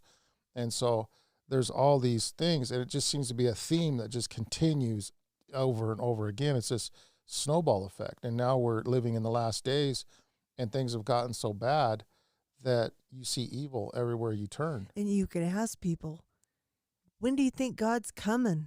Look at all these things that are happening. And total atheists in the Conoco, everyone will look at you and they'll say, soon, he better come soon. And you're thinking, I spurred these people into saying something. And it's kind of funny, but everyone knows. Everybody knows. Yeah. Yeah. Trist. I have a hard time thinking about that too. Like, am I ready? I've been such a rotten human, and I struggle with my mind all the time, and am I ready? Can I go? Am I not praying about everything and getting forgiven? I don't know. And you can't help but think that you're undone. Here's the thing: we are all undone. None of us are ready. None of us are ready. Let's be like we were talking about this earlier today. Let's be like the woman who had the issue of blood. She said, if I could but touch the hem of His garment, I would be made whole. Jesus in no wise will cast out nobody, right? There's a probation period, and we're still in that probationary period. And we can take a hold of the hem of His garment by faith, and we'll be healed. And this is the theme of what Jesus has offered the whole human race, is we just need to take a hold of Him. It's just that simple. And I mean, there's more to it, but that's the start. That's the start. We just take a hold of Jesus, and then Jesus will take a hold of our hand, and He'll lead us in the directions that we must go. And He's going to take us through some hard stuff, and we're going to be walking some tough paths, and it won't be easy. When I the only promise that I had, that I chanted in my mind when I quit drinking, is, God will never give you more than you can handle. I just kept saying that because I was sweating. I couldn't sleep. I had the chills. I was sick. And I was thinking, it could be worse. I mean, it could be worse. And you weren't there to preach to me. And I had to hold on to some of these promises. Well, I was a beer can preacher at that time myself. Yeah. I could preach a pretty good sermon with my beer can in one hand, a Bible in the other. And I don't think you ever converted anybody. No, that's not a very effective way to teach. I think all of our friends, they would humor me and they would listen a little bit. They would laugh at them. Yeah, I think that was it. Yeah. Yeah. I don't know. Our house was better than a bar. I think everyone driving away from our house was getting DUIs. It was worse than a bar. It was. even the hardcore alcoholics said they've never partied so hard in all their life. It was terrible. I mean, there's nothing to brag about. I mean, I'm so glad that we've left that all behind. We had to leave those friends behind too. Oh, remember Mark and Mary? Mary ran over Mark. Mary ran over Mark. But then we quit drinking, and then we were avoiding Mary and Mark. We'd see him here and there, and we would duck and we would dodge him, right? You know, act like we didn't see him, go the other direction. Yeah. And because we didn't want that influence around us. And so one time we were walking through Walmart, and boom, we just both turned the aisle. We just ran into each other. There was no avoiding it, right? And we were talking and stuff, and before you know it, we found out they'd quit drinking. They were avoiding us too. Yeah. That was hilarious. It was We're like, good on you guys, man. Yeah, we were nasty influences. horrible. Silence is compliance. She says, I once heard alcohol is called spirits for a reason. It allows evil spirits in that never come without it. That was enough for me to stop drinking long ago. Amen. You know, when I want to say Garrett it was the whole, we were partying, and then our kids, I think they can all remember, I could tell you that. And they said they saw Peter Pan, and they still say it to this very day. I mean, Clancy's got to be 32 now. The shadow of Peter Pan was The dancing shadow about. Of Peter Pan. I had them all bathed, had them in my room, had the big TV and cartoons on for them, and would periodically check on them and stuff, and that's what they were saying. And yeah, that's serious. It's serious. We were bringing spirits into the house. We didn't even realize it. And that was one of our big mistakes as parents, you know, raising our kids. And Yeah. and a lot of parents. I stopped after that. Yeah, absolutely. Well, look, I mean, so many people make those mistakes, and you know, not everybody's into alcohol. Some people are into some other things that bring spirits into the house. You know, I brought up pornography earlier in the thing, and how a lot of men struggle with that, and and that brings spirits into the house. And so what we do affects the whole rest of our family. Yeah. And so it can be a real detrimental and harmful thing. And of course the devil hates family, and of course he hates, you know, good guidance for children. So he's going to try and destroy the family, and he's going to try and take the father away, or the mother away. He's going to try and split up the family in any way that he can. And but you know, Jesus is a restorer, and he can restore all things. So if we find ourselves that we've been the product of a divorce, or we've been the product of a bad childhood, or hardships of any kind whatsoever, God can take those things and he can completely turn them around and make them our allies and our strengths. And we can champion those as a weapon of war, if you will, to go forth to gain other souls for the kingdom of God. And praise the Lord for that, because, you know, the time is near, and I can't stress that enough. The time is near, and we need to put our nose in our Bibles, and we need to learn who Jesus is, and we need to get on our knees, and we need to pray. And speaking of praying, let's keep Queensland in our prayers. Folks. They're going to have that, you know, we have some followers here on Prophecy Montana that are from Australia, and they're going to be experiencing some pretty tough times here pretty quick. So let's give our brothers and sisters a shout out and keep them in our prayers. But with that, we're 2 hours long, and I had a great time. You know, and we just want to thank you guys out there that have stuck with us and have supported Prophecy Montana. You know, we are giving away a free book here. Okay, it's by our friend Steve Wahlberg, and it's called Israel and the End of the World. Okay, and there's been a lot of talk about Israel, and these are free. All we need is your guys' address to send them. We have a limited supply of these. Okay, but you can send your address to prophecymontana@gmail.com, and we will happily send one of these off to you. And we're also giving out Great Controversy, so those are still available as well.